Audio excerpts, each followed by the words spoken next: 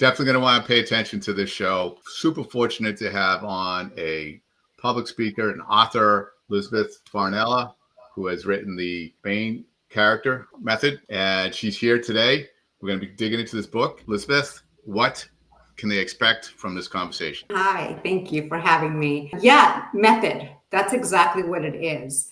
The book from start to finish is me being your mentor, your big sister, your teacher. I was a teacher, so that's how I break down the pillars in this book. And each chapter is full of guided meditations and worksheets and just a lot of things to help you really dig deep into who you are wanting to create as a main character. So by the end, you're going to walk away with let's say you read it this year, 2025 main character version of yourself that you knew was in there, just didn't know how to put back together. The book is a framework, and it's going to be something that you can skip around, but I really suggest that you start from the beginning. Absolutely. Work with the information, take a week or two to really do the exercises, and then move on to the next one. It's one of those books where you're going to be calling your friend and say, let's do this together, because then I'm huge on community, and this book lends itself really well to building community on this topic. And that was the thing that caught me up front. We met, we spoke, I wanted you on the show. I got the book. And what really took me by surprise was it is a workbook. This isn't something you read and get a bunch of ideas and then go home and do it. It's actually, you are going to be working in this book and you're going to end up with a great result.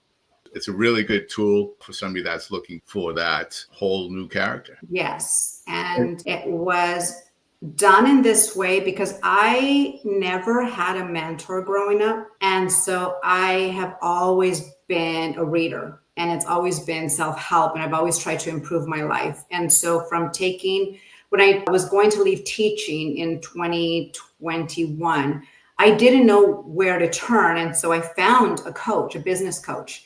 And the way that she was able to break down little chunks and worksheets and put me on a path of self-discovery was life-changing for me. So after that, having done some more coaching, courses, modules, books, and everything, I knew what was missing and that I wanted to include in the book. And then I knew that it just needed to be attainable, and it needed to be something that was so easy and not fancy in the way that I'm trying to look like I'm so smart, but like, I'm here, I got you, let's do it. Right. How does somebody know that they want to read this book? What is it that they're feeling? What is it they want to, who wants this? Why do they want this? It's for somebody whose life looks really good on paper. They've already achieved their goals. They did the path that was set forth for them. So the college, the kids, the white picket fence, all of the things lined up, but they're not fulfilled, or they're tired, or they're playing small and they know that there's more out there. They just don't know how to find her, because I work with men as well. They just don't know how to begin. And this book is written in a way that you get to just start to dream a little bit. For myself, in my marriage, I was always the responsible one who stayed back. My husband was in the military. I stayed home. I was the disciplinarian. I was a 9-to-5 employee. I did the volunteer. I did all the things I was supposed to do. But it wasn't until I hit 50 and I had this aha moment of realizing that I wasn't happy, even though I looked great. Everybody was like, wow, you're so successful and you get to do this and you're traveling here and you're doing all this stuff. I wasn't fulfilled, and I was playing somebody else's role. And it wasn't until I gave myself permission to be creative that I blossomed at 50. So that was a couple of years ago. Right. And it's been life-changing, and people even noticed it. They're like, you look really happy now. And I'm like, yeah, I get to be me. Finally, I had roles as a financial planner, as a teacher, working on base as a contractor, where I had to be really buttoned up and, just very playing it safe, playing by the rules, which is fine. But I'm also funny, and I'm also a smart ass, and I'm also like really loud. And so that was never on show for 8-10 hours a day. I was always having to be really good. So when I started to finally go down the creative path, that happened because I was journaling a lot. And when you get all of these ideas out of your head and onto paper, something happens. And you hear everybody saying, just journal, journal. And you get all the cute little journals and you're sitting there and you don't know what to write. So after having done that, and I started the same way with meditation, I was like, I can't do this. This is so boring. And then when I went into guided meditations, changed everything. And then I found communities that do the guided meditations, and that quietness that I finally allowed myself to have, which I talk about in systems in my book, about shutting down your house at night, how to get a really good night's rest, and how to wake up in the morning refreshed with systems in place so that you can have a quiet morning to have your coffee, to sit down and journal, to meditate, and then to be present for everyone else that is expecting you to help them, the little ones, the spouse, the job, whatever it is. I used to be exhausted. I used to wake up and just as soon as I opened my eyes, it was, I have to, and then run and get ready. And it was, I mean, I did that all my entire life. And now I wake up. I started with the 5 a.m. club. That's how I started doing the 5 a.m. wake up. Yeah, that's how it started. And that's when I was leaving teaching, and I only had the morning to study for my licenses. And it ended up being a luxury that is just, you just get selfish with that time. Yeah. Because really nobody's awake, and you don't do anything social media. You don't get on your phone. You don't do anything. It's all about you, and you get to start the day fully resourced. That's fantastic. So 5 a.m. club might scare a lot of people away. And I think one thing they have to believe in is that the 5 a.m. could actually be 7. It could be 9. It's the method. It's what you do when you get up that matters. It's not actually the time. Although if you get up too late, then the world's kicking and you got to catch up. So 5 a.m. does work in that respect. That's the problem, is that if you push it a little to the right, the kids are up, the dog wants to be fed, the alarms start going off, and you'll try to stay in that zone of doing what you need to do for yourself. But you'll just start, people will start, mom, dad, and it'll just mess you up. So although I was a teacher and had to be at work at 7 o'clock in the morning, I wasn't a morning person. I would never say I was a morning person. So when I started to do the 5 a.m. club, all I did was stop messing around at night and scrolling on my phone. Right. That's all I changed, really. Yeah. I forced myself to go to sleep earlier, still get my 8 hours, which you can do on your iPhone, by the way. You can say how many hours you want, and then it'll tell you when you have to go to sleep. So it was discipline. And when you want something bad enough, you're going to get to the, I always say, okay, give me all the excuses. Like, let's get to the bottom of the barrel so that there's nothing left. And then when there's nothing left, you can be like, okay, now we're ready. Right. Can we do this? It was just me getting to the bottom of all of the excuses of why I wasn't a morning person. But then once it changed, when you get to be so luxurious with that time, you don't really want to give it up. Yeah. And then when 7:30 is coming around, you're the one that's moving and grooving, and people are just in a good mood. Yeah. in a good mood. Yeah. So a lot of waking up. Yeah. Because before I just used to, like I said, I just used to survive the night because I wasn't sleeping, because I wasn't doing all the things that I needed to do. And then in the morning, it would be just a continuance of tired. So I was, when you're really, really tired at night, but you still can't sleep because your brain's still going. I talk about brain dumping at night, so that you get everything out. You check your calendar, you know where you have to be the next day. Yeah, you can't keep catastrophizing if you've already handled the business or put it somewhere. That's what the brain dumping does. It's like, and it's there. You're not going to forget it. So you just reminded me. I had something going on in my head this morning, around and around, and I forgot all about it. And now it's going around and around in my head again. Get it down on paper. It's there. And you'll be like, okay, let me look. Yeah. Do you have a pad of paper next to your bed in case you do wake up in the middle and you write it down and get it out of your head? I do it before I go to sleep. Sure. So I have my room set up, and this is also covered in the book, about the science behind sleeping. And it is that your room has to be absolutely dark, and you have to have it really, really, really cold in your room. So my room is set up, and from years ago, I had a car accident and the bed was an issue. So we got a sleep number bed. So imagine this. I have a sleep number bed. I have the European duvet covers, all plush. I have essential oils going. I have my notebook next to me. I do my brain dumping. I have kitties on me. I have, usually when I start the shutdowns of the night, on my TV, I'll have some kind of like jazz or something going. So it's like really calm. I only have lamps on, and I have a red lamp as well. And then I put it down. I have brain tap goggles. Do you know what those are? No, what's that? So Brain Tap, it's an app, but it's also a system. And they have guided meditations and these headphones that are special to Brain Tap. They have red and blue light that go through your ears. And then they have this visor that comes down, and the light is in sync with the whatever they're saying. Sometimes it'll play on your right side, sometimes it'll play on the left side. So it's like binaural beats. It's really like massaging your brain. Wow. And they have hundreds of different meditations. So that's happening. I drank my water with a little bit of salt, so I'm hydrated for the night, and I can go to sleep. That's phenomenal. That's serious routine. Yeah, it didn't happen overnight though. Is it 100%?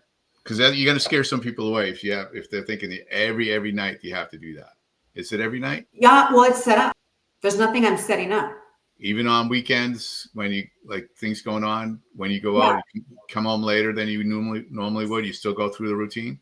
My lamp, my regular lamp is on a timer, and it's got the red light. So even if I'm out and I come home, which I socialize a lot. So I'm out a lot. And when I come home, it doesn't mean that I'm going to be like, oh guys, it's 9 o'clock. I have to go do my routine. But it is that everything is, I believe in setting yourself up for success. So like my diffuser, it's set. So you turn it on. The red light automatically comes on because it's on a timer. So when I walk into my room, it's already red. There's no big lights going on. My restroom also has a lamp. I don't have the big lights. Nice. So everything is already set up for me. It's not a chore because I'm craving it, and my body wants it. Like it wants to just go, right into bed and be comfortable. If I had to set everything up, I wouldn't do it because we get lazy. Yeah, so it's got to be there. One of the things that you mentioned twice is the guided meditation.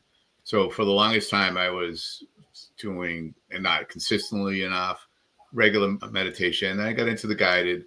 And then I started doing this other program. A lot of it was self-guided, and I had this, I couldn't shake this feeling, and I had to get the guided meditation to bring me back. It was amazing how guided meditation can really help release the anxiety, release the tension in your body, as opposed to trying to just think it through yourself. It aids you because we're exhausted. We're tired of making decisions. So decision fatigue is a real thing. And I see guided meditations as a hug. Like somebody's like behind you and like, okay, what are you seeing? What are you feeling? Breathe in, breathe out this, and it's whatever they're talking about. I just feel like I'm the person that always takes care of everyone, self-appointed role. So it's nice when somebody takes care of me. And I feel like that's what a guided meditation is. I feel like when I put all these things in place, it's future me taking care of me now because nobody took care of little me. So it's all connected. And so I have this saying in my book is future respect yourself now. So respecting what I eat, who I associate with, the things that I'm putting my attention to, my systems, everything matters. And so there is a version, there was, you always say that your traumas were created when we were little, right? We didn't have a voice, we didn't have power back then. So you're trying, or at least I'm trying to help little me be the version that she needed, and then I want future me to be looking back at me, you're doing it, because future me already did it. Like she's happy, she's set, she already knows everything that I'm going to do. She's good. It's just now me that is the one that is wondering what to do next. But little me is really proud of me today because I would have been an awesome mentor for her. So that's how I think about things, is like, how can I make things really easy for myself? And this book is that. It's just, let me be your big sister. I already did all the research for you. I've already had the lived experiences. You don't have to spend 8 years in this pattern. You can say, I don't feel good right now. Open the book, read it, take what you need, and start living your best life now. Yeah. And I want to say this is not, you mentioned a couple times, it's not a chick book. This is for guys. This is for anybody that's trying to really get a hold of themselves, figure out what they really are, and really become whole who they really are. And yeah, I can tell you that I speak to men all the time. And when I do, because I am a boy mom, because I was a military wife, because I'm tough, everything that I am, I give it to you straight. And I'm not a woo-woo kind of person. I meet you where you're at, but I'm also going to tell you the tough things that you need to hear to help you get out of your own way. So when I help people, it's not like you should do this. And I'm also not a therapist, but somebody needs to be there to hear you, even if you're just talking and just to get out of your own way, or just to not have to come up with a plan. And that's what this is. You don't have to come up with a plan. I already did that for you. You just have to read it. Yeah, no, it's great. Now you're also on stage. What kind of events are you doing when you're speaking tours? So the goal is a TED Talk. That hasn't happened yet. Right now, anyone that I talk to, it's going to be a variation of this. It's going to be, so it could be main character method in corporate America, because I feel that if you're a leader, if you're a wise leader, you want all of your players to be main characters so that they're not playing small, so that they're not being quiet, so that they're not speaking up at meetings. You want the ideas, and you want somebody that's going to put it on the line for you. So it is really good for you to have main characters, and that takes work, because you don't just want workers or employees. You want teams that are going to build your business. So when I help people in that arena, that's what my messaging is. When it's women's groups, it is basically because I am already at a stage in my life that I've lived a lot of life already. I'm able to guide people through self-discovery. And I did that before I wrote the book. And it's one of those things where everything that you do, you've already been doing. It's just that now it's in a nice little package. And that's the goal, is to work in your zone of genius, right? Everything else we were talking about, all of the things that we're not really good at, you hire those out. You try to learn it, but also you don't need to get stuck in the weeds with that, because there are people whose job it is to create a website. So let them create the website. You need to be creating, I speak for myself, I need to be creating the content and helping people. Right. Creating websites is not my zone of genius. So I need to go where I'm flourishing, which will make me happy, which I'll show up better for people, and then I get to help people. So that's the goal. You also are on this platform because you want to bring people and showcase people that you think your audience is going to gain something from. So we need to be helping people in that. Absolutely. Technology, if we can avoid it. Yeah, leveraging people and tools, systems is a big part of being able to be yourself and who you are, the best who you are, for sure. You mentioned zone of genius in the book. It's superpower. How does somebody discover what that is? By journaling, truly. So mine came around when somebody, again, I told you I wasn't uptight, but I was in that neighborhood. Okay. And I didn't know that perfectionism was also a trauma response. I didn't know that. So I wanted everything to be perfect. I was called Little Miss Perfect as a put down. Yeah. Oh, it has to be perfect for you. That was like always people trying to make it my responsibility, that I wanted things to be perfect. And so then they had to rise to my standards, right? And it sometimes didn't work out well. But it wasn't until a few years ago when I was doing a lot of networking when I was a financial planner, which before that I was 9 to 5 my entire life. And when I had to be an entrepreneur and meet people, that came naturally to me, having come from teaching, talking, and doing all that. That was fine. But I didn't know that I had to sell myself. I was selling a product all the time. And what kept happening was that I was connecting with people. And then I was like, oh yeah, and there's also a product. So I didn't do great at sales because I was connecting with people. And then I would go home and I would journal about, things and be like how frustrated I was at not having the sales and this, but I made a friend and I made a friend and I made a friend. And I was like, oh, when I started to see the theme, I was like, oh, it's the connection that I want. Right. So just by complaining, when I was journaling, complaining and feeling sorry for myself, the thing that came up was connection, which I would never have thought that was a thing. Because I was always like, I'm not a people person. I like to kind of, as a teacher, you work alone a lot. So I wasn't collaborating with other teachers. I was by myself in my room a lot and just seeing the kids and then by myself and working at home by myself. So it was the journaling that did it. As a child, were you a connector as well? Did you want It those wasn't. connections? No, I wasn't. I was always alone as a child. My parents were very strict.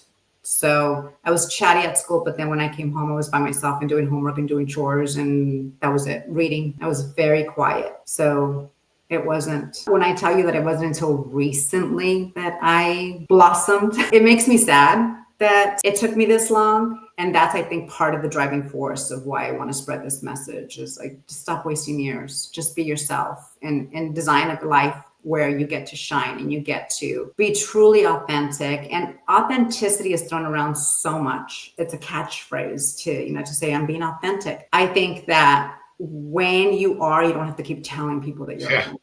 Right. It's like I used to tell my students, being smart and being pretty are two things that you don't tell people you are. People tell you those things. And so it's kind of in line with authenticity. You're not like, I'm authentic. I'm authentically doing it. People feel it. And I'm really, really big on energy. So I either vibe with you immediately or I don't. And if I don't, I wish you the best. And I just keep it moving. Do you find yourself not spending time with people that don't have that energy? Do you call them off pretty quickly if they're not going to have that two-way energy vibe? Yes. So that was another thing that I learned through networking was reciprocity. There's a lot of nervousness when people are trying to, again, to meet people. And so I would give that, baseline of being nervous. Also, what if you're an introvert and you have to do this? And so that's another layer of stress. But I'm also really big on patterns. So after meeting people over and over again and them just wanting for them speaking and never asking you anything. And it's also very true of your friendships. Are you constantly just sitting there and they're like, all the time, and then they leave and you're drained? Or is it somebody who genuinely wants to connect with you and wants to check in on you and let's go do something and you can share your life? So energy for me is that, even like when we met, we were at an event with really high quality people. And so when you have high quality people, invite their high quality people, that's a completely different area to be in than when you're just going cold into like an event. Oh, absolutely. You hang out with people that have really low energy, they drag you down or something. Yeah. And if you hang out with doers and shakers, and then your productivity goes up. So it's really important who you give your time to. And I just don't have patience. I mean, I feel like, life goes too quickly to sit in that small-minded. That's a great way to put it. Give them your time, because you're giving them your time. That's all we have is time. And if you're spending it with people that you're giving it to and there's nothing coming back or they're bringing you down, don't give it to them. No, you can't give back. Yeah. So that's energy for me is really important. What have been some of the results from your people that read your book or some of your coaching clients when they hit that moment and they finally start to realize it? How do you respond to that? One of the most rewarding things when you're a teacher is to see the aha moments for the kids. And as a coach, it's to see them living it. So I immediately had great results with, in particular, this one young lady who was playing it small and was being a little bit shy. And after she had read my book and did a workshop with me, we asked her to speak and she's like, okay, I've never done this before, but I'm a main character. And she did it. And I was like, I had like my baby. And I see her online now and she's killing it. And you can just see her be taller.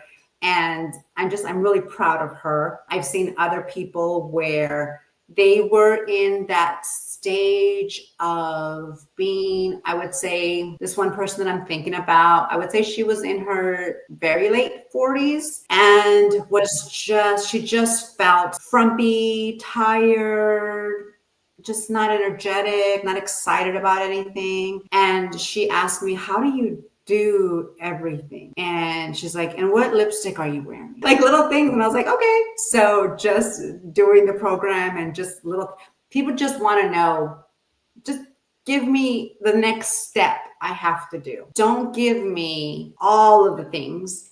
I can't implement everything at once. Just give me the one thing. And so this particular person, she's the head of a company, and she started going out on date nights, started traveling, started like dressing differently. She shows up differently. Nice. And I can see her thriving. I have another person that I worked with where the same thing. It's like you can automatically see them walking taller, because everything in this book and in my coaching isn't these huge strokes of, and then you'll feel this. It's really, you have your systems in place. You've cleaned out the people that are around you. Now you only have really good people around you that support you and want to be there and show up for you. You know where your money is going. You have a system in place for that. You're saving, you're traveling, you have a budget for clothes now. You're designing a life. You're talking to your partner about it. All these things that happen give you a really fulfilling life based on action and accomplishments that you do. It's not, you're not borrowing anybody else's life. You're designing your own life. So of course you're going to look better and feel better and be accomplished, because it's not fake. It's not something that is short high. It's something you're going to implement and you're just going to keep living it. So when you have a framework like that, it's really sustainable and it's in chunks, and you're proud of who you are because you created it. I think one of the things that a lot of people want is that quick fix. They want to go to an event for a weekend and come home and be a different person. Right. And that's it's not deep enough. It's not words that come at you and you're fine. It's work that the person has to do to get there. Yeah, I think that I think it was you who told me too, that it's like, it's in the book. I say it. I'm not holding your hand. I'm not. You have to work. You have to do the work. There's no magical anything. I think a lot of times too, and this is also true for men, is the imposter syndrome. Everybody has that. And that's male or female. There's no border on that one. Yeah. But if you have a really solid foundation that you have built on experience, when you walk into that room you've never been in before, you can be proud because you're like, I did my homework. I did the work. And I know why I'm here. So it kind of cuts down on that imposter syndrome. Both can't live in the same space because you got there because of your foundation and who you are. I talk at the very beginning, I talk about your value system. It's not everybody's fault around you if they've disappointed you. You kept them there. So what does it say about yourself and your values and your boundaries? So when I'm describing main character, we're working on that first. It's not everybody else's responsibility to tiptoe around your boundaries and your triggers. Right. You have to know what they are. You have to pick the people that you want around you, and you have to control your emotions. And that's your responsibility. It's nobody else's responsibility. There's no, he made me. Right. Right. There isn't. Yeah. Elizabeth, this has been great. I really appreciate your time and you sharing all your knowledge. And the book, again, Main Character Method, I strongly recommend it for somebody that hired the coach first. If you can't do that, the book is certainly a very inexpensive way to get Elizabeth in your life to help you find your true main character. Really will work. Thank you. So if somebody wants to reach out to you, how can they find you? What's the best way? DM me at Lisbeth_. If someone's interested in hiring me to speak, I have lisbethfarnella.com. And those two ways are the best way to start a conversation. Fantastic. Well, I really appreciate this. It's been great. Thank you. Please subscribe. Stay tuned. We have phenomenal guests like Elizabeth coming on often. Be your best. Have fun.